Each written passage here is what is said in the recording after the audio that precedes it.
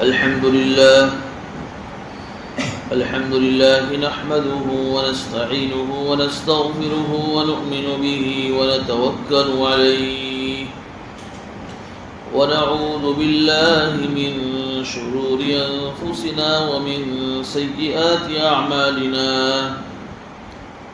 ونعوذ بالله من شرور أنفسنا ومن سيئات أعمالنا ونعوذ بالله من شرور أنفسنا ومن سيئات أعمالنا من يهده الله فلا مضل له ومن يضلله فلا هادي له ونشهد أن لا إله إلا الله وحده لا شريك له ونشهد أن سيدنا ومولانا محمدا عبده ورسوله وبارك وسلم تسليما كثيرا أما بعد فأعوذ بالله من الشيطان الرجيم بسم الله الرحمن الرحيم يا أيها الذين آمنوا كتب عليكم الصيام كما كتب على الذين من قبلكم لعلكم تتقون أياما معدودات فمن كان منكم مريضا أو على سفر فعدة من أيام أخر وعلى الذين يطيقونه فدية طعام مسكين فمن تطوع خيرا فهو خير له وأن تصوموا خير لكم إن كنتم تعلمون صدق الله العظيم.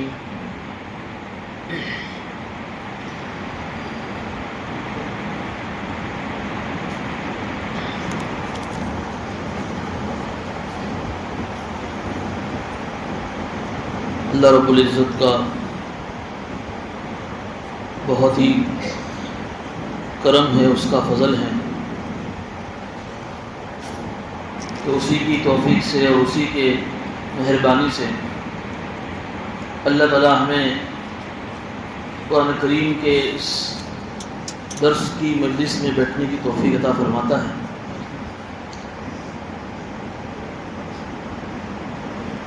کبھی کبھی آدمی کو اپنی نیتوں کو بھی ٹٹولنا چاہیے۔ کسی بھی نیک کام کو کرنے سے پہلے اور کسی بھی نیک کام کے کر لینے کے بعد کہ بھئی میں یہ کام کیوں کر رہا ہوں، اس لیے کہ اللہ رب العزت کے یہاں نیتوں کی بہت بڑی اہمیت ہے۔ آپ نے بارہ سنا، بخاری شریف کی روایت ہے، انما الاعمال بالنیات۔ امام بخاری علیہ الرحمہ نے اپنی کتاب کی شروعات کسی حدیث سے کی ہے کہ سارے اعمال کا دار و مدار نیتوں پر ہے، جس کی جیسی نیت ہوگی اس حساب سے اللہ تعالیٰ اس کے مطابق فیصلہ فرماتا ہے۔ تو قرآن کریم کے اس درس میں ہم لوگ کئی ہفتوں سے، کئی مہینوں سے، تقریباً 3 سال کا عرصہ ہو گیا بیٹھ رہے ہیں۔ تو کبھی کبھی ہم کو اپنی نیتوں کا بھی جائزہ لینا چاہیے کہ ہم کیوں بیٹھ رہے ہیں۔ ایک نیت تو یہ ہوتی ہے جو مناسب نہیں ہے کہ آدمی قرآن کریم کے اس درس میں اس لیے بیٹھے کہ چلو کوئی ایسی نئی بات آئے گی آج کے اس درس میں تو مزہ آ جائے گا، یہ کانوں کی لذت کے لیے، یہ نیت نہیں ہونی چاہیے۔ اس لیے کہ اگر نیت کانوں کی لذت کی ہے تو کیا ہوگا، اگر ایسی کوئی بات آئی جو اس کے کانوں کی لذت کی نہیں تھی تو آدمی کو مزہ نہیں آئے گا، تو آدمی اس پر وہ چیز آدمی کو عمل پر کھڑا نہیں کرے گی۔ بلکہ نیت یہ ہونی چاہیے کہ اللہ پاک نے قرآن کریم کو میری ہدایت کا سامان بنایا ہے۔ قرآن کریم کی ہر آیت میں، ہر حرف میں، ہر لفظ میں، ہر کلمے میں میرے لیے ہدایت کا سامان چھپا ہوا ہے۔ میں روزانہ ہر نماز میں سورہ فاتحہ میں اللہ سے دعا کرتا ہوں، اہدنا الصراط المستقیم، اہدنا الصراط المستقیم۔ کتنی مرتبہ ہم نماز میں پڑھتے ہیں؟ تقریباً 15-20 مرتبہ سے زیادہ ہو جاتی ہے روزانہ سورہ فاتحہ ہم نماز میں پڑھتے ہیں. یہ مطلب 15-20 مرتبہ ہم اللہ سے نماز میں یہی دعا کرتے ہیں اللہ تو ہمیں سیدھا راستہ بتا. اور سیدھا راستہ ان لوگوں کا راستہ جس پر تیرا انعام ہوا ہے، نبیوں والا، ولیوں والا، اور ان لوگوں کے راستے سے پر چلنے سے اللہ تو ہماری حفاظت فرما جس پر تیرا غضب نازل ہوا ہے. تو یہ نیت کرنے کہ اللہ نے قرآن کریم میں میری ہدایت کا سامان چھپا کر رکھا ہے. اس درس میں اس لیے بیٹھتا ہوں کہ جو باتیں میں سنوں گا انشاءاللہ میں اس پر عمل کروں گا. تو اس لیے نیت درس میں بیٹھنے سے پہلے روزانہ آدمی کو اپنی نیتوں کو بھی صحیح کر لینا چاہیے. ایک نیت یہ بھی ہوتی ہے کہ یار آج تو درس میں ایسی بات سنی جو میں نے پہلے بھی سنی تھی، تو اتنی خاص بات نہیں تھی، یعنی یہ بات تو میرے کو پہلے سے معلوم تھی. یہ جو مزاج ہے نا کہ ایک بات اگر آدمی کے کان میں ڈبل مرتبہ، ٹرپل مرتبہ، کئی مرتبہ جب پڑتی ہے آدمی کی زبان سے جب یہ الفاظ نکلتے ہیں کہ یہ بات تو میرے کو پہلے سے معلوم ہے، تو یہ بھی ایک طرح کا وائرس ہے. وائرس کا مطلب یہ کہ جب آدمی اپنی زبان سے بولتا ہے کہ تو مجھے معلوم ہے، تو اس کے دماغ میں، اس کے برین میں ایک میسیج دیا جاتا ہے کہ اب مزید اس کو اس چیز کے جاننے کی ضرورت نہیں ہے. تو پھر یہ ہوتا ہے کہ لرننگ یعنی سیکھنے کا جو پروسیس ہوتا ہے آدمی کا وہ وہاں رک جاتا ہے. آدمی پھر مزید سیکھتا نہیں ہے. اس لیے اگر کوئی بات ڈبل مرتبہ، ٹرپل مرتبہ، کئی مرتبہ کانوں میں پڑ جائے تو یہ نہیں سمجھنا چاہیے کہ بھئی کیا فائدہ ہوا. عربی کا ایک مقولہ ہے اذا تکرر تقرر فی القلب. جب کوئی بات بار بار دہرائی جاتی ہے، ریپیٹ کی جاتی ہے تو وہ دلوں میں جم جاتی ہے. تو دلوں میں جو بات اترتی ہے نا پھر وہ بات اثر کرتی ہے اور آدمی کو عمل پر کھڑا کرتی ہے. بہرحال آج کے اس درس میں آیت نمبر 183 کی تلاوت کی گئی. سورہ بقرہ کی آیت تفسیر چل رہی ہے. اس آیت میں اللہ رب العزت نے روزوں کی فرضیت اور روزے کے کچھ مسائل کو بیان فرمایا ہے. جیسے گزشتہ میں نے بتایا تھا کہ اللہ رب العزت نے جتنے بھی احکامات، جتنے بھی آرڈرز ہم پر اتارے ہیں وہ 5 چیزوں میں گھومتے ہیں. مقاصد شریعت جس کو ہم نے نام دیا، یعنی شریعت کے جو 5 مقاصد ہیں. ایک مقصد یہ ہے کہ بھئی شریعت یہ چاہتی ہے کہ آدمی کی اپنے دین کی حفاظت. اب شریعت کا کوئی حکم ہوگا، ہو سکتا ہے کہ وہ دین کی حفاظت کے لیے. ایک چیز ہے آدمی کی اپنی جان کی حفاظت، مال کی حفاظت، نسل کی حفاظت اور عقل کی حفاظت. گزشتہ درس میں نے اس کو کچھ مختصر عرض بھی کیا تھا.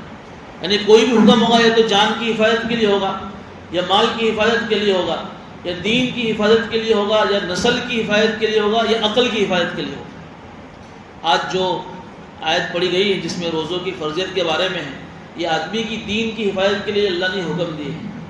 جو اسلام کے 4 بنیادی جو رکن ہیں، ویسے تو 5 ہے لیکن ایک عقیدے کے تعلق سے اور 4 جو ہے یہ کرنے کے اعتبار سے ہیں. بنی الاسلام علی 5، اسلام کی بنیادی 5 چیزوں پر ہیں. اس حدیث میں اللہ نے اسلام کو عمارت سے تعمیر کیا ہے. اب تو وہ زمانہ نہیں رہا. پہلے زمانے میں جب گھر بنتے تھے تو گھر کے اندر ایک چھوٹا سا جو روم بنتا ہے، بیچ میں ایک شہتوت کی ایک لکڑی رکھتے تھے جس پر پورے گھر کی بنیاد ہوتی تھی، اور پھر چاروں کونوں میں ایک ایک پلر ہوتا تھا. تو اس حدیث کے اندر اس گھر کے ساتھ اللہ کے نبی صلی اللہ علیہ وسلم نے اسلام کی 5 بنیادوں کو تشبیہ دی ہے کہ وہ گھر ہیں جس گھر کے اندر چاروں کونوں میں ایک ایک پلر کھڑا کیا ہے اور بیچ میں مین لکڑی ہے جس پر پورے گھر کی بنیاد ہے. اب اگر وہ مین لکڑی ٹوٹ جائے تو پورا گھر ٹوٹ جائے گا، چاروں پلر کسی کام کے نہیں رہیں گے. تو فرمایا کہ عقیدہ توحید یعنی لا الہ الا اللہ یہ اسلام کی بنیاد ہے. یہ عقیدہ ہی آدمی کا خراب ہو گیا تو پھر سمجھو کہ آدمی کتنی بھی بات کر لے کچھ کام کی نہیں. پھر 4 اس گھر کے اندر اس روم میں جو 4 کون میں جو 4 پلر ہیں، اس کو اللہ کے سامنے 4 بڑی بڑی عبادتوں سے تعبیر کیا. ایک ہے نماز، ایک ہے روزہ، ایک ہے حج اور ایک ہے زکوٰۃ. یہ 4 کونے ہیں. یہ 4 کونے 4 پلروں کی طرح ہے، 4 ارکان. اگر ان میں سے کوئی ایک کونا اس گھر کا، اس عمارت کا اگر ڈھیلا پڑ گیا پلر، تو پورا گھر گرتا نہیں ہے لیکن گھر کی بنیادیں کمزور ہو جاتی ہیں. تو آدمی کو یہ 4 عبادتیں ہیں، نماز، روزہ، حج اور زکوٰۃ. ایک آدمی نماز پڑھتا ہے لیکن روزے نہیں رکھتا، تو روزے کی جو اس کی جو رکن تھا آدمی اس میں کمزور پڑ گیا، گویا کہ اس کی اسلام کی بنیاد کمزور پڑ گئی. اس لیے نماز بھی ہو، روزہ بھی ہو، حج بھی ہو، زکوٰۃ بھی ہو. باقاعدہ علماء کرام نے ان 4 جو اسلام کی بڑی بڑی عبادتیں ہیں جو اللہ نے دین کی حفاظت کے لیے ہم پر اتاری ہیں، بڑے بڑی حکمتیں اور مصلحتیں اس کے متعلق کتابوں میں لکھی گئی ہیں. ہمارے سامنے تو اس کی حکمت ہو نہ ہو، لیکن اللہ کا حکم سمجھ کر ہمیں اس پر عمل کرنا ہے. یہ روزے کے تعلق سے بھی بہت ساری باتیں لکھی گئی ہیں. اس میں سب سے جو بنیادی جو بات لکھی گئی ہے کہ روزے کے اندر جب آدمی بھوکا رہتا ہے، بھوکا، تو بھوکا رہنے کی وجہ سے آدمی کا اپنا نفس کمزور پڑتا ہے. انسان کی اللہ نے جو بناوٹ بنائی ہے اس میں 4 چیزیں ہیں: آگ، پانی، ہوا، مٹی. ان 4 چیزوں سے مل کر انسان بنا ہے. تو انسان مٹی سے بنا ہے، اور انسان کی غذا کے لیے اللہ نے مٹی کا انتظام کیا ہے. انسان کی ساری غذا کہاں سے نکلتی ہے؟ مٹی سے. جتنے بھی جو نباتات ہیں، پھل فروٹ سبزیاں وغیرہ، ساری مٹی سے. تو اب یہ انسان کے اندر ایک عنصر ہے مٹی کا. اسی مٹی سے انسان پیدا ہوا ہے، اور اسی مٹی سے انسان کی غذا کا اہتمام کیا گیا ہے.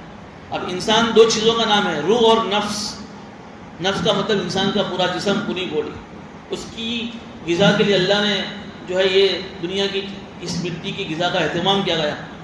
اب ہوتا یہ کہ جو نفس اللہ نے بنایا ہے، یہ نفس ایسا ہے کہ جس میں اللہ نے 2 طرح کی طاقتیں رکھی ہیں. گزشتہ بھی بات آئی تھی فَأَلْهَمَهَا فُجُورَهَا وَتَقْوَاهَا کہ آدمی میں کبھی برائی کے وسوسے بھی آتے ہیں اور کبھی اچھائی کے وسوسے آتے ہیں. اچھائی کی باتیں دل میں آوے، سمجھو کہ یہ فرشتے کی طرف سے، اللہ کی طرف سے بات ڈالی جاتی ہے، اللہ نے فرشتوں کو مقرر کیا. اور برائی کے وسوسے دلوں میں آ رہے ہیں، گناہ کی بات دلوں میں آ رہی ہے، سمجھو کہ شیطانی طاقتیں آدمی کے اوپر غالب آ گئی. اب یہ جو نفس جو ہوتا ہے، جب آدمی اس نفس کو بہت تازہ کرتا ہے تو اس کو تگڑا بناتا ہے. تو اب اس صورت میں یہ ہوتا ہے کہ نفس جو ہے نا، اس نفس کے اوپر آدمی کی شر والی طاقتیں غالب آ جاتی ہیں، جس کی نحوست یہ ہوتی ہے کہ آدمی کے دل میں ہر وقت گناہوں کے جذبات ابھرتے رہتے ہیں. آپ کو تجربہ ہوگا، آپ کو تجربہ کرتے ہیں کہ آدمی کے اندر جب پیٹ بھرا ہوتا ہے تو بھرے ہوئے پیٹ کے اندر کی حالت میں آدمی کو گناہ کرنے کا جذبہ بہت زیادہ پیدا ہوتا ہے. لیکن آدمی جب بھوکا رہتا ہے تو بھوک کی حالت میں آدمی کے دل میں اتنے گناہوں کے وساوس نہیں ہوتے ہیں. اس لیے تو ہمارے بزرگاں کے یہاں پہلے، اب تو نہیں، تصوف جو ایک بہت بڑا سلسلہ ہے. تصوف میں کوئی آدمی اگر اپنے نفس کی جب اصلاح کرانے جاتا تھا تو اس وقت خانقاہوں میں کئی دنوں تک آدمی کو بھوکا رکھا جاتا تھا. اب تو وہ آدمی میں طاقت باقی نہیں رہی کہ آدمی ایک دن بھی بھوک برداشت کرے. قوا اور آدمی کے اعصاب اتنے کمزور ہو گئے کہ آدمی بھوک برداشت بالکل نہیں کر سکتا ہے. لیکن پہلے زمانے میں نفس کی اصلاح کے لیے کئی دن تک آدمی کو بھوکا رکھا جاتا تھا. اس لیے 3 چیزیں لکھی ہے، 3 چیزیں تصوف کا خلاصہ بیان کی. یہ بات مجھے یاد آ گئی بیان کر: قلت طعام، قلت منام، اور قلت کثرت مال اختلاط. 3 چیزیں اگر آدمی اس کا اہتمام کر لے تو آدمی سمجھو کہ اللہ تعالیٰ اس کو اپنا قرب عطا فرما دیں گے. قلت طعام کا مطلب کم کھانا. کم کھانے کا مطلب یہ نہیں کہ آدمی اپنا آپ کو بالکل بھوکا رکھے. ایک چیز ہے کہ آدمی کی اس کھانے سے اپنی ضرورت پوری ہو گئی، لیکن پھر بھی آدمی کھایا جا رہا ہے. بہت بہترین کھانا بنا ہے تو اب یہ سمجھو کہ جو کھایا جا رہا ہے پیٹ بھرنے کے بعد بھی اس سے آدمی کی کبھی اصلاح نہیں ہو سکتی. اب کسے پتہ چلے گا کہ بھئی آدمی کا پیٹ بھر گیا؟ یہاں بھی علماء نے بات لکھی ہے، کیسی باتیں علماء نے لکھی کتابوں. آدمی کو کیسے پتہ چلا کہ میرا پیٹ بھر گیا؟ وہ تو کھائے رہا ہے. تو علماء نے کہا کہ کھاتے وہ لقمہ، جس لقمے کے اٹھانے کے وقت آدمی کے دل میں یہ خیال آیا کہ کھاؤ یا نہ کھاؤ، سمجھو اس کا پیٹ بھر گیا. ہوتا ہی نہیں ہوتا ایسا. بھائی ہم کھا رہے ہیں، 1 لقمہ کھایا، 2 لقمہ کھایا، 1 روٹی کھائی، 2 روٹی کھائی. 2 روٹی کھا لینے کے بعد جو آدمی کی روزانے کی روٹین ہے، اب وہ تیسری روٹی کا ایک ٹکڑا توڑتا ہے. کھانا بہت بہترین ملا ہے، سالن، لیکن آدمی کھاؤ نہ ہو، لیکن نہیں اچھا ہے کھا لیتا ہوں. سمجھو کہ وہ پیٹ بھر گیا ہے، پھر بھی اب کھا رہا ہے تو لذت کے لیے کھا رہا ہے. اب جا کر اس کا تجربہ کرنا. تو قلت طعام، قلت منام، کم سونا، زیادہ سونا یہ بھی آدمی کے لیے بہت زیادہ نقصان دہ ہے. 8 گھنٹے کی یا 6 گھنٹے کی نیند آدمی کے لیے کافی ہے. اب اس کے لیے علماء نے کوئی حد ڈیفائن نہیں، کوئی متعین نہیں کی ہے. کس آدمی کی قوت ایسے مضبوط ہے کہ وہ 6 گھنٹے میں اپنی نیند پوری کر لیتا ہے تو اس کے لیے 6 گھنٹے کی نیند کافی ہے. وہ آدمی تھوڑا کمزور ہے، بیمار رہتا ہے، اس کے لیے 8 گھنٹے کی، تو 8 گھنٹے کی اس کے لیے کافی ہے۔ اس میں بھی ایک چیز لکھی ہے کہ سو لینے کے بعد، یعنی نیند پوری کر لینے کے بعد اگر آدمی فریش ہو جاتا ہے سمجھو کہ اس کی نیند پوری ہوگی۔ لیکن کہ آدمی 10 گھنٹے اور 12 گھنٹے اور 13 گھنٹے اور 15 گھنٹے سوتا ہے پھر بھی نیند پوری نہیں ہو رہی، سمجھو کہ ایک طرح کی بیماری اس کو ہے۔ اس کو اپنا علاج کرانا چاہیے اپنے جسم کا، کہ 15 گھنٹے سونے کے بعد بھی میری نیند پوری نہیں ہو رہی ہے تو یہ نہیں کہہ سکتا کہ کیا کروں، نیند بہت آتی ہے میرے کو۔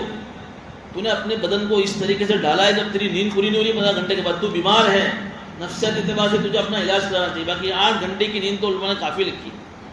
تو زیادہ کھانا، زیادہ سونا اور زیادہ لوگوں سے ملنا۔ ایک آدمی ایسی مجلسوں میں بیٹھتا ہے جس میں ٹھاٹھا ٹھٹھی ہنسی مذاق زیادہ ہوتا ہے، تو یہ مجلسوں میں بیٹھنے کی وجہ سے آدمی کا دل مردہ ہو جاتا ہے۔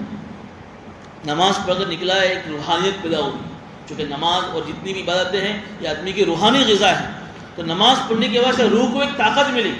اب نماز پڑھ لینے کے بعد آدمی باہر گیا اور باہر جا کر 4 آدمیوں سے آدمی نے ملاقاتیں شروع کر دی اور باتیں ایسی باتیں جس میں دین کا دنیا کا فائدہ ہے۔ اب 5 منٹ محسوس کیجئے کہ ایسا لگے گا کہ وہ ساری روحانی طاقت ہی ختم ہو گئی۔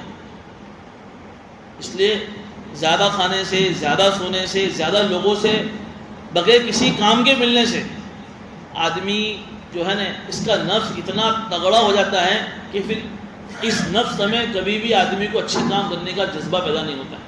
تو کہتے ہیں کہ گناہ کی عادت چھوڑتی نہیں، گناہ کم نہیں ہوتے ہیں۔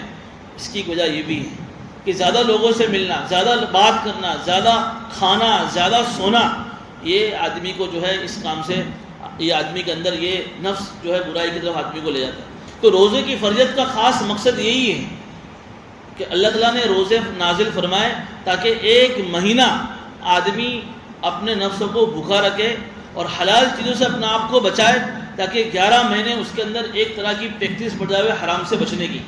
اس لیے کہتے ہیں کہ رمضان کا مہینہ یہ ایک تربیتی ورک شاپ ہے، ایک ٹریننگ ہے، آدمی کے نفس کو جو ہے ٹریننگ دی جاتی ہے کہ تم حلال چیزوں سے بھی اپنا آپ کو رکا، تم نے رک کے دکھایا کہ نہیں دکھایا، گویا کہ تم 11 مہینے بھی حرام سے بچ سکتے ہو، تمہارے لیے کوئی مشکل نہیں۔ کہتے ہیں نا گناہ چھوٹتے نہیں ہیں، گناہ چھوٹ سکتے لیکن آدمی چاہے تو نا۔ وہ ایک آدمی کو کہا کہ ایک آدمی بزرگ کے پاس آیا کہ یار میں بہت کوشش کرتا ہوں کہ کسی غیر محرم عورت پہ میری نگاہ نہ پڑے، میں نے بہت کوشش کی، بہت بڑا یہ مرض ہے کہ کسی غیر پرائی عورت کو جو ہے لذت کی نگاہ سے دیکھنا، جس سے آدمی کی بہت ساری عبادتیں ختم ہو جاتی ہیں۔ آدمی پل بھر میں روحانیت کے اونچے معراج سے اتر کر آدمی نیچے گر جاتا ہے۔ غیر محرم عورت کو، پرائی مرد عورت کو لذت کی نگاہ سے دیکھنے سے آدمی کی سمجھو کے اندر کی روحانیت بھی فیل ہو جاتی ہے۔ اتنی خطرناک کی بیماری ہے، جس کو یہ بیماری لگتی ہے وہ چھوٹتی نہیں ہے، بہت کوشش کرنی پڑتی ہو۔ تو ایک آدمی بزرگ کے پاس آیا کہ یار بہت کوشش کرتا ہوں کہ غیر محرم کی عورت پر میری نگاہ نہ پڑے۔ تو بزرگ نے کہا کہ ایسا تو نہیں ہو سکتا، کہ میں نے بہت کوشش کی۔ اس کو ایک پریکٹیکلی ایک چیز کر کے دکھائیں۔ ایک زمانے میں وہ پگ ڈنڈی رستہ ہوتا ہے نا کہ دونوں طرف جھاڑ کی باڑیاں ہے اور بیچ میں کچا رستہ ہے۔ اب اس کو ہاتھ میں ایک گلاس دیا پورا بھر کر اور اس کو کہا کہ تجھے اس پگ ڈنڈی سے یہاں سے 200-300 میٹر یہاں سے تجھے گزرنا ہے، اس طریقے سے گزرنا ہے کہ اس پانی میں سے ایک گلاس پانی میں سے ایک قطرہ بھی نیچے گرنے نہ پائے۔ ٹھیک ہے، اس کو دیا ایک گلاس۔ اب دونوں طرف کانٹے ہیں، اب دونوں طرف کانٹوں سے اپنے کپڑوں کو بچانا ہے، ایک طرف جو ہے گلاس میں سے پانی کا قطرہ نہیں اس سے بچانا ہے۔ اب آدمی دھیمے دھیمے دھیمے جا رہا ہے اور مشکل سے 200-300 میٹر جہاں تک بتایا تھا اس نے وہاں پار کر دی اور ایک قطرہ بھی اس کا نیچے نہیں گرا۔ اس کو بزرگ نے بلایا کہ بھائی کیا ہوا؟ بولا آپ کی بات میں نے پوری کر دی۔ تو بولا آپ جب گئے 200-300 میٹر پر تو پگ ڈنڈی میں ایسا تو کہ بھائی ایک آدمی یہاں سے ایک آدمی سامنے سے گزر سکتا ہے۔ بولے کتنے لوگوں کو آپ نے دیکھا گزرتے ہوئے؟ بولے میں نے تو کسی کو نہیں دیکھا۔ بولے کیوں؟ آپ نے بات ہی اسی کہی میرے کو کہ ایک طرف جھاڑی ہے کپڑے بچانے، ایک طرف پانی کا قطرہ بھی گرنا نہیں چاہیے۔ بولے آپ نے کتنا اپنا آپ کو بچایا؟ 200-300 میٹر آپ نے اپنا آپ کو چلا لیکن ایک آدمی پر بھی آپ کی نگاہ نہیں پڑی۔ اس کا مطلب یہ ہوا کہ آپ کے اندر طاقت ہے، آپ بچ سکتے کسی غیر محرم عورت، لیکن آپ نے کوشش ہی نہیں کی۔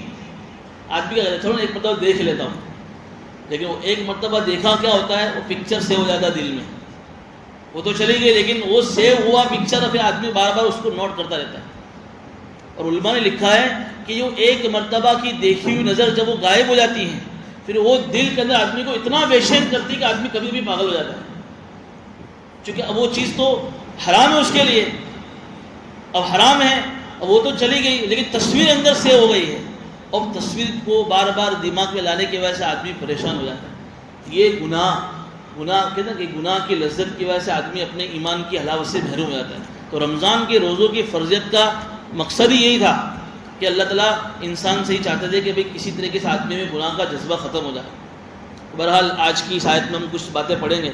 یا ایھا الذین آمنوا، بڑے عجیب انداز میں اللہ نے روزوں کو نازل فرمایا، اس لیے کہ تھوڑا مشکل حکم تھا۔ کوئی کام کسی سے کروانا ہو اور وہ مشکل ہو تو آدمی کو اس کے ساتھ بڑا اچھا معاملہ کرنا پڑتا ہے۔ اللہ تعالیٰ نے انسانوں پر یہ حکم نازل کیا تو معلوم تھا کہ انسانوں پر بہت مشکل گزرے گی۔ 7 طریقے سے اللہ نے انسان کی ذہن سازی کی، آپ سارے سنیے۔ ہے آیت معمولی نہیں، لیکن آپ ذرا غور کریں گے آپ کو یا ایھا الذین آمنوا، اے ایمان والو، دیکھیے حکم نازل کرنے سے پہلے اللہ تعالیٰ نے شفقت کا انداز اختیار کیا، اے ایمان والو، نہیں کہا کہ اے لوگو، یہ ایمان والو نہیں، یہ میرے وہ بندو جس میں تمہارے اندر دل میں میری محبت ہے، تمہارے دل میں میرا ایمان ہے، تمہارے دل میں میرا یقین ہے۔ کتنی محبت کا انداز اللہ نے اختیار فرمایا۔ جیسے میں آپ کو ایک مثال دوں، ایک بیٹے کو کہو، باپ کہے او میرے پیارے بچے، او میرے پیارے بیٹے ایک گلاس پانی پلاؤ، بیٹا کتنا خوشی خوشی حکم کو پورا کرے۔ او نالائق، او کمینے، پانی پلا ذرا، اس میں بھی حکم تو پورا کرنا پڑے گا، اس کو باپ ہے لیکن شوق سے کرے گا۔ ارے کیا کرے، باپ ہے لیکن کرنا پڑتا ہے۔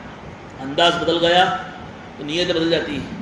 اللہ تعالیٰ نے پہلے مرتبہ اے ایمان والوں نے، کتنے اچھے میرے بندے ہیں، تمہارے دل میں میرا ایمان ہے، یہ پہلی ذہن سازی کی۔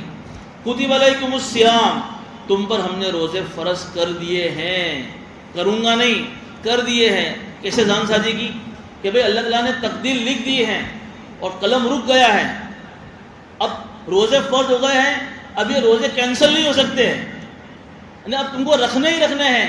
ذہن بنایا، یعنی تم یہ سوچو کہ اللہ تو فرض کرنے والا ہے نہ کرنا ہے، اللہ کہ کر دیے، اب تم اپنا ذہن ایسا بنا لو کہ تقدیر تمہارے لیے روزوں کے لیے طے ہو گئی، تم کو روزے رکھنے ہی رکھنے ہیں۔ آدمی کو یہ معلوم ہو کہ مجھے کام کرنا ہی ہے، اس کو کام کرنا آدمی کے لیے آسان ہو جاتا ہے۔ دوسری ذہن سازی۔ تیسری ذہن سازی، کما کتب علی الذین من قبلکم، جب کوئی مصیبت سب پر آتی ہے تو آدمی کے لیے مصیبت ہلکی ہو جاتی ہے۔ بھائی میرے کچھ کیوں ایسا، 10 آدمی کو نہیں ہوا نہیں میرے کچھ کیوں ایسا ہوا، تو آدمی ٹینشن میں آتا ہے۔ لیکن وہ 10 بیمار ہو گئے یا 10 کو ایک ہی طرح کی مصیبت آئی، چلو میں نہیں ہوں، میرے ساتھ 10 لوگ اور ہیں، مصیبت ہلکی ہو جاتی ہے۔ ہوتا ہی نہیں ہوتا ایسا۔ اللہ نے کہا کہ بھئی تمہارے اکیلے پر روزے فرض نہیں کرے، تم سے پہلی امتوں کو بھی ہم نے روزے فرض کرے تھے، تم یہ مت سوچنا کہ یار یہ محمدیہ کے کتنے سارے فضائل ہیں، ایسا نہیں ہے۔ تم سے پہلے جتنی بھی امت آئی، حضرت آدم علیہ السلام سے لے کر حضرت موسیٰ عیسیٰ علیہ السلام، تمام امتوں کو ہم نے روزے فرض کیے تھے، تو تم پر بھی فرض کیے، تو اس میں کیا ہوا، گھبرانے کی ڈرنے کی بات نہیں۔ تیسری ذہن سازی کی، حضرت آدم علیہ السلام سے لے کر حضرت عیسیٰ علیہ السلام تک الگ الگ جو شریعت آئیں اس میں روزے فرض ہوئے، لیکن روزوں کی نوعیت الگ الگ تھی۔ جیسے حضرت آدم علیہ السلام کے زمانے میں روزے فرض تھے ایام 20 کے، ہر مہینے کی 13، 14، 15، یہ 3 روزے فرض تھے صرف پورے سال بھر میں۔ پھر حضرت عیسیٰ علیہ السلام، حضرت نوح علیہ السلام کا زمانہ آیا، تو نوح علیہ السلام کے زمانے کی جو قوم تھی بڑی ٹیڑھی قوم تھی، لوگ ان کے دل بڑے سخت تھے، تو سال بھر کے روزے فرض تھے ان کے زمانے میں، سال بھر کے روزے۔ پھر جب داؤد علیہ السلام کا زمانہ آیا، ان کے اندر 1 دن روزہ 1 دن افطار، یعنی سال میں 6 مہینے روزے اور 6 مہینے، لیکن 6 مہینے ایک ساتھ نہیں، 1 دن روزہ 1 دن افطار۔ پھر جب عیسیٰ علیہ السلام کا زمانہ آیا، حضرت عیسیٰ علیہ السلام نے 2 دن روزہ 1 دن افطار، ایسے بہت ساری شریعتوں کے روزے لکھے ہیں۔ تو روزوں کی کیفیت الگ الگ تھی، لیکن روزے ہر شریعت میں فرض تھے۔ امت محمدیہ پر اللہ نے رمضان کے 30 دنوں کے روزے فرض فرمائے۔ یہ تیسری ذہن سازی کی۔ چوتھی ذہن سازی کی گئی لعلکم تتقون، روزے کا مقصد کہ بھئی روزے اس لیے فرض کیے کہ تاکہ تمہارے اندر تقویٰ پیدا ہو جائے۔ ہر ایمان والے کی تمنا ہوتی ہے کہ میں اللہ والا بن جاؤں، اللہ کا قرب مجھے نصیب ہو جائے۔ تو اللہ کہہ رہے یہ قرب چاہیے، اللہ والا بننا ہے، تقوی والا بننا ہے، تو پھر اس لیے تم پر روزہ فرض کیے۔ کوئی ایسے نہیں کیے ہیں کہ ہمارے خزانے میں کمی آ گئی تھی، یار کیا ہے 12 مہینے کا بجٹ، اس مرتبہ لوگوں نے اتنا کھایا ہے کہ بجٹ کم ہو گیا ہے، اس لیے ایسا نہیں ہے۔ بلکہ اللہ تعالیٰ کے خزانوں کے بارے میں آتا ہے نا کہ اللہ تعالیٰ کے خزانے اگر سارے انسانوں پر کھول دیے جاوے، اور حضرت آدم علیہ السلام سے لے کر قیامت تک کہ سارے انسانوں کو خزانوں میں سے سب کچھ دے دیا جاوے، تو اللہ کے خزانے میں رائے برابر بھی کمی آنے والی نہیں ہے. آدمی ایسا نہ سوچے کہ یار یہ کیا ہوا ہے, بلکہ اللہ نے تقویٰ, یہ ابھی جو بات ہوئی تفسیر شروع کرنے سے پہلے, تقوی کا مطلب آدمی اپنا آپ کو گناہوں سے بچانے والا بن جائے.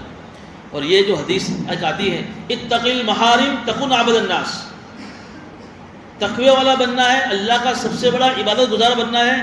2 کام کر لو, صرف 2 کام, زیادہ تیسرا کام نہیں. 2 کام میں ایک کام کون سا؟ جن باتوں کو کرنے کا اللہ نے حکم دیا اس کو کر لو. بھئی یہ کرو, یہ کرو, یہ کرو, نماز پڑھو, روزہ رکھو, حج کرو, زکات دو, یہ کرو, یہ سارے کام کر لو. جن کاموں سے بنا کے اس سے بچ جاؤ, یعنی گناہوں سے اپنے آپ کو بچا لو. چوری, جھوٹ, گینا, زنا, غیبت, گالی, فراڈ, دھوکہ, جن چیزوں سے بنا کے ساری چیزیں بچ جاؤ. 2 کام جو آدمی کر لے گا, کرنے کے کام کرنا ہے, نہ کرنے کے کام سے اپنے آپ کو بچانا ہے, سب سے بڑا تقوی والا ہوا ہے. بھائی اس میں تہجد آئی, اس میں چاشت آئی, اوابین آئی, کوئی نہیں آئی. اس لیے وہ تو سب مستحب ہے, وہ تو سب نفل ہے, وہ نہیں کرو گے تو چلے گا. لیکن جو فرض ہے کرنے کے کام اور جن کاموں سے بچنا ضروری ہے, بس ان سے بچ جاؤ تو کافی ہے. ابھی آپ نے سنا نا وہ جوڑ تھا تو کہ بھئی آدمی کے اوپر نماز فرض ہے, قضا ہے, اور وہ نفل پہ نفل کیے جا رہا ہے, نفل پہ نفل پڑھے جا رہا ہے. بھئی تم عصر میں آ رہا ہے تو تم عصر کی 4 رکعت سنت غیر مقدہ کیوں پڑھ رہے ہو؟ اس 4 رکعت سنت غیر مقدہ پڑھتے وقت تم اپنی عصر کی جتنی تمہاری نماز قضا ہوئی, کسی ایک نماز کی قضا کی نیت کر لو, تو تمہارے ذمہ سے اتنی جو ہے فرائض ادا ہو جاوے تمہارے ذمہ سے. یہ 2 کام کرنے کے. تو یہ روزے کا مقصد یہی ہے کہ آدمی اپنا آپ کو گناہوں سے بچانے والا بن جائے. آپ نے دیکھا نا رمضان کے مہینے میں 1 مہینہ آدمی گھر میں ہوتا ہے, فل میجون کی گرمی ہو اور پیاس لگی ہو تو بھی آدمی پانی نہیں پیتا کہ میرا اللہ مجھے دیکھ رہا ہے. یہ تصور 1 مہینہ آدمی تصور کرتا ہے, کوئی نہیں ہوتا ہے. 1 مہینہ آدمی تصور کرتا ہے نہیں میرا اللہ دیکھ رہا ہے, فریج میں ٹھنڈا پانی ہے, بہترین شربت ہے. لیکن اللہ کا تصور کیسا ہوتا ہے, عجیب و غریب ہوتا ہے, ہم سب محسوس کرتے ہیں. لیکن وہی رمضان کا مہینہ پورا ہوا نہیں, وہ تصور غائب ہو جاتا ہے. اب ایک طرف اللہ یہ کہہ رہے کہ روزے کا مقصد تقویٰ ہے, تو پھر تقویٰ کہاں حاصل ہوا؟ تو سمجھو کہ کہیں نہ کہیں تم نے روزے رکھنے میں گڑبڑی کری. ورنہ ہو نہیں سکتا ہے کہ تم 1 مہینے کے روزے رکھو اور تمہارے دل میں اللہ کا یہ تصور پیدا نہ ہو کہ میرا اللہ مجھے ہر وقت دیکھ رہا ہے. تمہارے روزوں میں کچھ کمی رہ گئی ہے, ورنہ روزے کا جو مقصد اللہ نے قرآن میں بیان فرمایا وہ تقویٰ تمہیں حاصل ہونا ہی ہونا تھا. ہمارے روزوں میں گڑبڑی, اللہ کے حکم میں کوئی, اللہ کے فیصلے میں کوئی گڑبڑی نہیں ہے. اللہ نے تو اس کے ذریعے سے ہمیں تقویٰ دینے کا سوچا, لیکن ہم نے روزے ایسا رکھے نہیں. اس لیے رمضان کے مہینے میں جو ہے جب یہ مہینہ آئے, اور ویسے بھی عام دنوں میں بھی آدمی کو روزہ رکھنے کا اہتمام کرنا چاہیے. فرض روزے کے علاوہ جو ایام 20 کے روزہ ہے, ہر مہینے کے 13, 14, 15 ہے. اس کے علاوہ بھی سوموار کا روزہ ہے, گروار کا روزہ ہے, جس میں ہمارے اعمال اللہ کے نبی وسلم کے پاس پیش ہوتے ہیں. ان دنوں میں بھی آدمی کو روزہ رکھنا چاہیے. عاشورہ کے روزے ہیں, عرفات کے بہت سارے وہ بھی نفل ہوتے ہیں, ان روزے کا بھی آدمی کو اہتمام کرنا چاہیے. اس لیے کہ گاہے گاہے روزہ رکھنے سے بھی آدمی کی دل کی صفائی ہوتی ہے. اب وہ رمضان تو کب آئے گا؟ 11 مہینے کے بعد. لیکن ہر مہینے 3 دن کے روزے رکھیں گے نا تو جسمانی بھی فائدے آدمی کو حاصل ہوتے ہیں. یورپ ممالک کے بہت سارے رائٹرز نے لکھا ہے کہ فاقے کا سب سے بہترین جو طریقہ روزے کی شکل میں جو اسلام نے بیان بہت بہترین ہے. وہ لوگ اس کو فاقہ بولتے ہیں, لیکن یہ ہم لوگ اس کو روزہ بولتے ہیں. یار یہ اسلام کا کانسیپٹ جو روزے کا ہے کہ کوئی آدمی اگر رمضان کے مہینے میں یا عام دنوں میں ایک آدمی کو ایسا لگتا ہے کہ میرے اندر بلغمی مادہ, جیسے کہ آدمی کا جو بدن ہے اس میں بلغم, اللہ نے جو چاچی رکھی ہے بلغم ہے, سودا ہے, تو کبھی آدمی کو بلغم یعنی اس کے پیٹ میں, اس کے یہ سینے میں, چھاتی میں چکاس جمع ہو جاتی ہے, جس سے کف ہو جاتے ہیں. کف ختم نہیں ہوتے, سردی, وائرس, اتنا سارا آدمی کو ہو جاتا ہے, نزلہ کا آدمی دوائی کھانے کے بعد بھی اچھا نہیں ہوتا ہے. علماء نے لکھا ہے کہ روزے کا جسمانی فائدہ ہے کہ چند دن روزہ رکھ لو اور ساری چکاس سوکھ جائے گی. تو جسمانی بھی بہت سارے فائدے ہیں, آدمی کا بدن فٹ رہتا ہے. جو آدمی ہر مہینے 3 دن کے روزہ رکھتا ہے وہ کبھی بیمار نہیں ہوتا ایام 20 کے. تو روزے کا بھی اہتمام کرنا چاہیے, اور خاص کر کے ان لوگوں کے لیے جن کے اندر شہوت کا مادہ زیادہ ہے اور ابھی شادی نہیں ہو رہی ہے, تو حضور نے اس کا علاج بھی روزہ بتایا ہے. جب نکاح کی مجلس ہوتی ہے تو آپ آئے سنتے ہوں گے نکاح کے خطبے میں, یا معشر الشباب, اے نوجوانوں, من استطاع منکم الباءۃ فلیتزوج, تم میں سے جس کو بھی شادی کی ہو وہ شادی کر لے, مطلب جس میں خواہش پیدا ہو.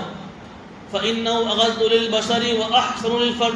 اب شادی کے 2 فائدے بیان کرے کہ جو نگاہ کی حفاظت اور شرمگاہ کی حفاظت تمہاری کر دے گا. شادی کرو گے تب تمہاری نگاہ باہر نہیں بھٹکے گی, تمہاری شرمگاہ حرام جگہ پر نہیں استعمال ہوگی.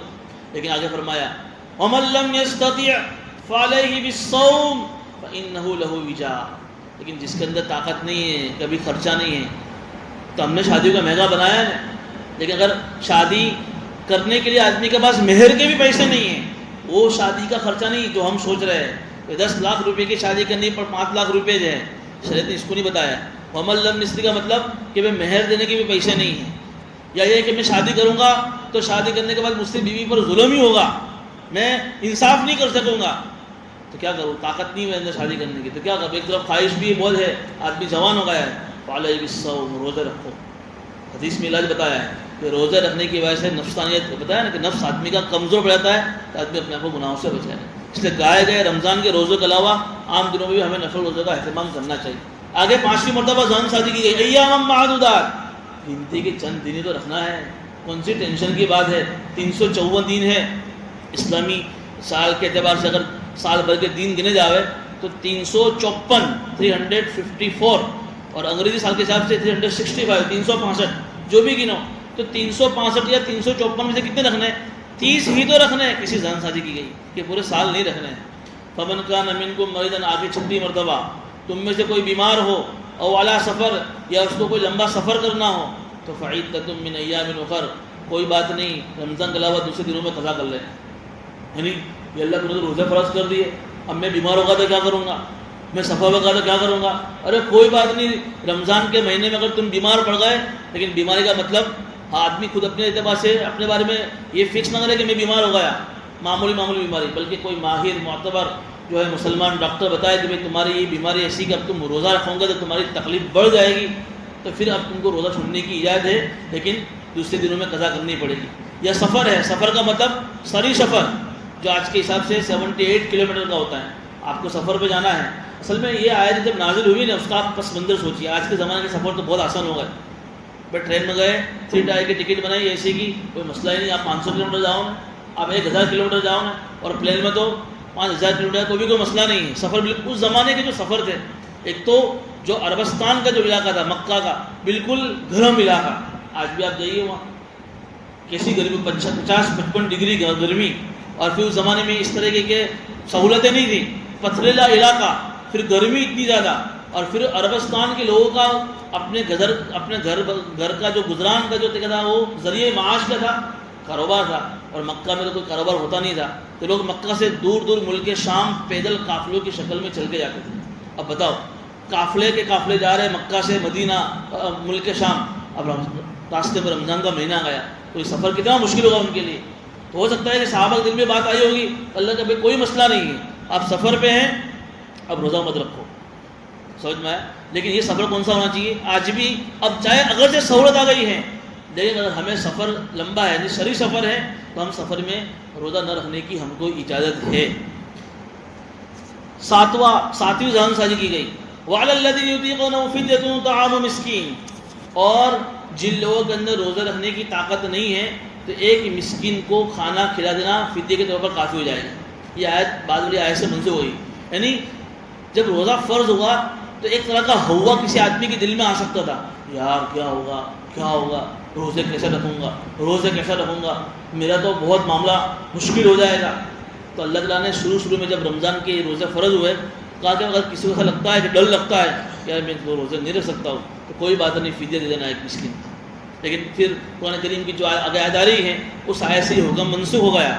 اب ایسا نہیں ہے کہ ڈر لگتا ہے تو روزہ نہیں رکھنے کا, نہیں, تو رکھنا ہی پڑے گا. جیسے آج لوگ کہتے ہیں نا صاحب بیڑی کی عادت ایسی پڑ گئی کہ روزہ نہیں رکھ سکتا, مسالے کی اور تمباکو کی عادت ایسی پڑ گئی کہ روزہ نہیں رکھ سکتا ہے. یہ ایک طرح کا ہوا ہے جو آدمی نے اپنے دماغ میں بٹھایا ہے, تو اس سے روزہ نہ رکھنے کی اجازت نہیں, روزہ رکھنا ہی پڑے گا.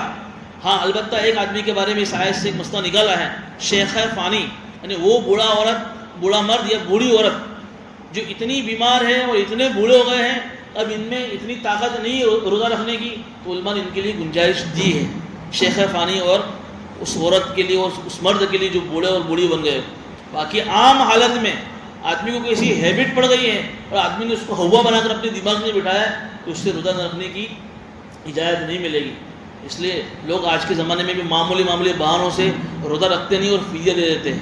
یہ فدیہ بھی ادا نہیں ہوگا, اور رمضان کے ایک مہینے کا روزہ جان بوجھ کے چھوڑنے کے بڑے وعید اس کی بیان ہوئی ہے، بلکہ اتنی خطرناک وعید بیان ہوئی کہ ہو سکتا ہے کہ آدمی ایمان سے بھی محروم ہو جائے، چونکہ اللہ کا یہ حکم کے بارے میں تمہارے والے دل میں کوئی اہمیت ہی نہیں، تم اس کو نارمل لے رہے ہو کہ کیا ہوا میں تو نہیں رہ سکتا ہوں، میرے میں طاقت نہیں ہے، اور آدمی اس کو سیریس نہیں لے رہا، نارمل لے رہا ہے۔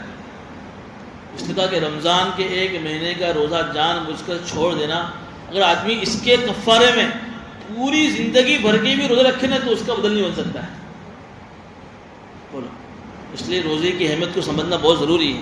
فمن تطوع خیرا فهو خیر اللہ، اللہ کہہ رہے کہ جو نیکی کرے تو اس کے لیے بہتر ہے، یعنی تم اگر سفر پر ہو اور تمہارے لیے اتنی کوئی مشکل ہی نہیں ہے تو وان تصوموا خیر لکم، تم روزہ رکھ لو، بہتر ہے تمہارے لیے۔ ہاں مشکل آئے تو بات الگ ہے، باقی تم کو ایسا لگتا ہے کہ بھائی سفر میں تھوڑی بہت مشکل ہے لیکن میں روزہ رکھ سکوں گا تو پھر تمہیں روزہ رکھ لینا چاہیے۔ ان کنتم تعلمون، اگر تمہیں اس کا علم ہو کہ نہیں مجھے کوئی تکلیف زیادہ پڑنے والی نہیں ہے۔ یہ 7 طرح سے اللہ تعالیٰ نے انسانوں کو روزے کی فرضیت کو نازل فرما کر ذہن سازی کی گئی۔ اب اس کے بعد فوراً شہر رمضان الذی سے اللہ تعالیٰ نے انسان کے رمضان کی روزے کی فرضیت کے بارے میں بیان فرمایا کہ رمضان کا مہینہ وہ مبارک مہینہ ہے جس مہینے میں اللہ نے قرآن کو نازل فرمایا، جو لوگوں کی ہدایت کی کتاب ہیں اور ہدایت کے بہت سارے واضح دلائل ہیں اور حق اور باطل کو تمیز کرنے والی یہ چیزیں ہیں۔ انشاءاللہ اس کی تفصیل آئندہ بیان کریں گے۔ بہرحال آج کا یہ جو ہمارا تفسیر کے اندر جو مضمون اس کا پیغام یہی ہے کہ اللہ تعالیٰ نے روزے اور جسی جو عبادتیں فرض فرمائی ہیں وہ ہمارے اپنی دین کی حفاظت کے لیے، آدمی اس کو بہت نہ سمجھے بلکہ اللہ کے جو بھی احکام اس احکام کو خوشی خوشی اس پر عمل کریں۔ اس میں انشاءاللہ ہماری تربیت ہے۔ اگر اللہ آئندہ تفسیر میں آئے گا کہ یرید اللہ بکم اليسر، اللہ تمہارے لیے آسانی چاہتا ہے، ولا یرید بکم العسر، اللہ تمہارے پر تنگی نہیں چاہتا ہے، یعنی تم یہ مت سمجھو کہ یار یہ روزہ کا حکم کتنا مشکل ہے، یار دین کتنا مشکل ہے، لوگ کہتے ہیں نا یار اپنا کام کی بات نہیں دیندار بننا، تو اللہ کہہ رہے کہ ہم تو تمہارے لیے آسانی چاہتے ہیں۔ اگر کوئی اللہ کا حکم تمہیں مشکل نظر آ رہا ہے تو وہ اس میں بھی تمہاری تربیت ہے۔ میں آپ کو مثال دوں کہ ایک انسان ایک کڑوی گولی ڈاکٹر نے اس کے لیے لکھ کر دی ہو اور یہ کہے میں تو نہیں کھاؤں گا، یہ ڈاکٹر تو میرا دشمن ہے، تو آدمی یہ کہے گا ڈاکٹر کو معلوم کہ اتنی بھینکر بیماری ہے نا تو اس کو کڑوی گولی کھلانی پڑے گی، ابھی ڈاکٹر کو اپنا دشمن سمجھے تو وہ خود پاگل ہے۔ ہم کتنے سارے روحانی بیمار ہیں، اللہ نے انسان کو بدن اور روح دونوں سے بنایا ہے، روح ہماری کتنی کمزور ہو جاتی ہے دنیاوی مشاغل میں پھنسنے کی وجہ سے، تو کبھی کبھی اس روحانی علاج کی طرف اللہ نے یہ سارے حکم پر فرض کیے ہیں۔ اس کو آدمی کو ہوبا نہیں بنانا چاہیے، اس کو آدمی کو مشکل نہیں سمجھنا چاہیے، بلکہ یہ سمجھے کہ اللہ کا کوئی بھی حکم میرے مزاج کے خلاف ہو سکتا ہے لیکن میری تربیت کے خلاف نہیں ہو سکتا ہے۔